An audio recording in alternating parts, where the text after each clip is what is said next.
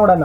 ಅಂದರೆ ಪುಟ 22, 27, 36 ಮತ್ತು 37ರಲ್ಲಿ ಕೆಲವೊಂದಿಷ್ಟು ಪ್ರಶ್ನೆಗಳಿದ್ದಾವೆ. ಅವುಗಳಿಗೆ ಉತ್ತರಗಳನ್ನು ನೋಡೋಣ. ಮೊದಲಿನ ಪಾಠದ ವಿಡಿಯೋಗಳನ್ನು ನೋಡದೇ ಇದ್ರೆ ಈ ವಿಡಿಯೋದ ಡಿಸ್ಕ್ರಿಪ್ಷನ್ ಬಾಕ್ಸ್ನಲ್ಲಿ ವಿಜ್ಞಾನ ಅಷ್ಟೇ ಅಲ್ಲದೆ ಸಮಾಜ ವಿಜ್ಞಾನ ಹಿಂದಿ ಪಾಠದ ನೋಟ್ಸ್ ಮತ್ತು ಕ್ವಶನ್ ಆನ್ಸರ್ಸ್ ವಿಡಿಯೋಗಳಿದ್ದಾವೆ.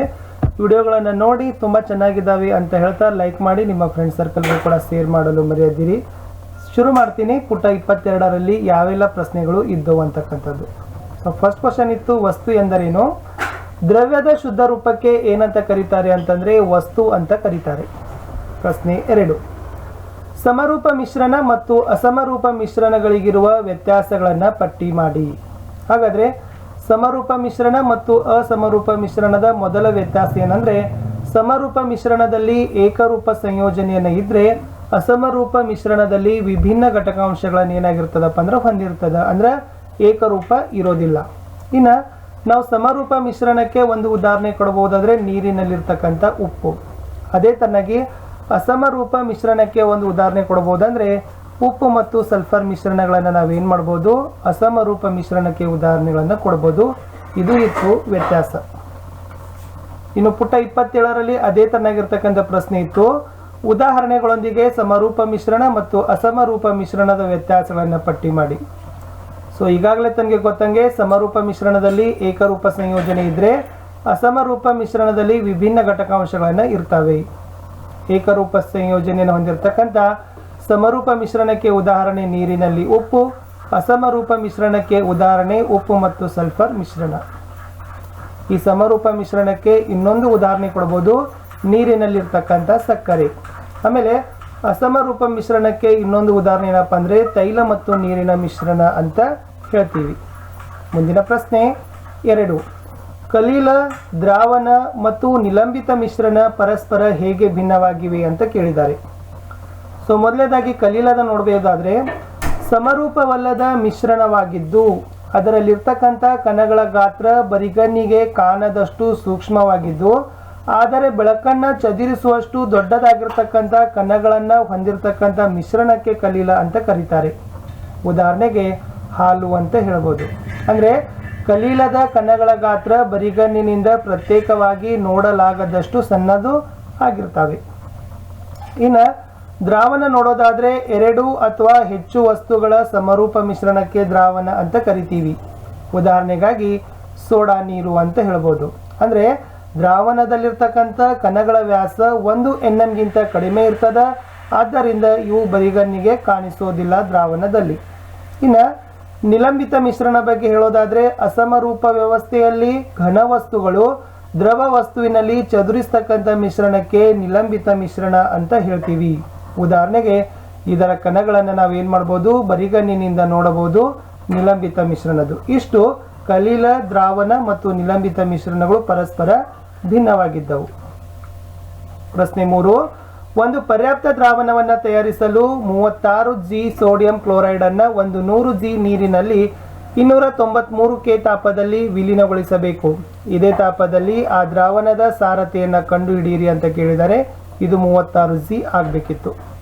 ಸೊ ಇದ್ರ ಲೆಕ್ಕ ನೋಡೋದಾದ್ರೆ ಫಸ್ಟಿಗೆ ನಾವು ಬರ್ಕೋಬೇಕು ದ್ರವ್ಯದ ರಾಶಿ.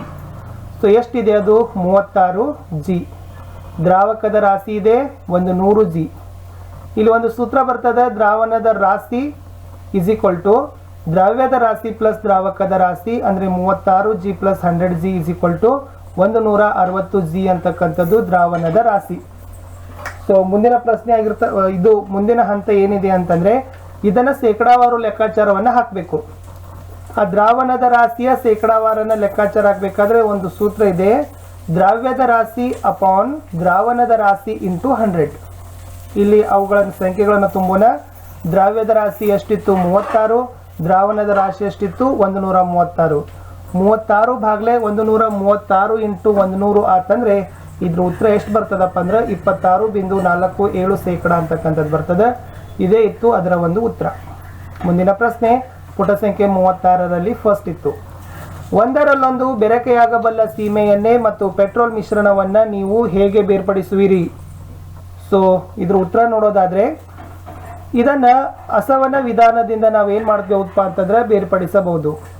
ಒಂದರಲ್ಲೊಂದು ಬೆರಕೆಯಾಗಿರ್ತಕ್ಕಂಥ ಸೀಮೆಎಣ್ಣೆ ಮತ್ತು ಪೆಟ್ರೋಲನ್ನು ಬೇರ್ಪಡಿಸಲಿಕ್ಕೆ ಆಸವನ ವಿಧಾನದಿಂದ ಏನು ಮಾಡ್ಬೋದು ಅಂತಂದರೆ ಬೇರ್ಪಡಣೆಯನ್ನು ಮಾಡ್ಬೋದು.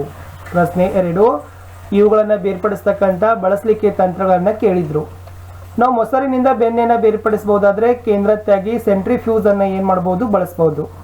ಸಮುದ್ರದ ನೀರಿನಿಂದ ಉಪ್ಪನ್ನು ತೆಗಿಲಿಕ್ಕೆ ಸ್ಫಟಕೀಕರಣ ತಂತ್ರ ಬಳಸ್ಬೋದು. ಉಪ್ಪಿನಿಂದ ಕರ್ಪೂರವನ್ನು ಬೇರ್ಪಡಿಸಲಿಕ್ಕೆ ಉತ್ಪನ್ನನ ಅಂತಕ್ಕಂಥ ಒಂದು ತಂತ್ರವನ್ನು ಬಳಸ್ಬೋದು.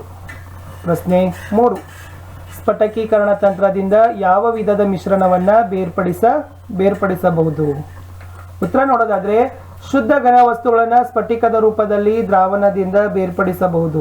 ಉದಾಹರಣೆ, ಸಮುದ್ರದ ನೀರಿನಲ್ಲಿ ನಾವು ಪಡೆದಿರತಕ್ಕಂಥ ಉಪ್ಪನ್ನು ಶುದ್ಧೀಕರಿಸಬಹುದು. ಅಶುದ್ಧ ಮಾದರಿಯಿಂದ ಸ್ಫಟಿಕದ ಹರಳನ್ನು ಸಹಿತ ನಾವೇನು ಮಾಡ್ಬೋದಪ್ಪ ಅಂತಂದರೆ ಬೇರ್ಪಡಿಸಬಹುದು ಅಂತಕ್ಕಂಥದ್ದು. ಇವು ಸ್ಫಟೀಕರಣ ತಂತ್ರದಿಂದ ಈ ವಿಧದ ದ್ರಾವಣಗಳನ್ನು ನಾವೇನು ಮಾಡ್ಬೋದು, ಬೇರ್ಪಡಿಸಬಹುದು. ಪುಟ 37ರಲ್ಲಿ ಫಸ್ಟ್ ಕ್ವಶನ್ ಇತ್ತು. ಇವುಗಳನ್ನು ನೀವು ಭೌತ ರಾಸಾಯನಿಕ ಬದಲಾವಣೆಗಳಂತ ವಿಂಗಡಿಸಬೇಕಿತ್ತು.